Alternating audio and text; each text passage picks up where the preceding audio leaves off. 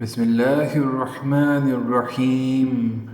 آمن الرسول بما أنزل إليه من ربه والمؤمنون كل آمن بالله وملائكته وكتبه ورسله لا نفرق بين أحد من رسله وقالوا سمعنا وأطعنا غفرانك ربنا وإليك المصير.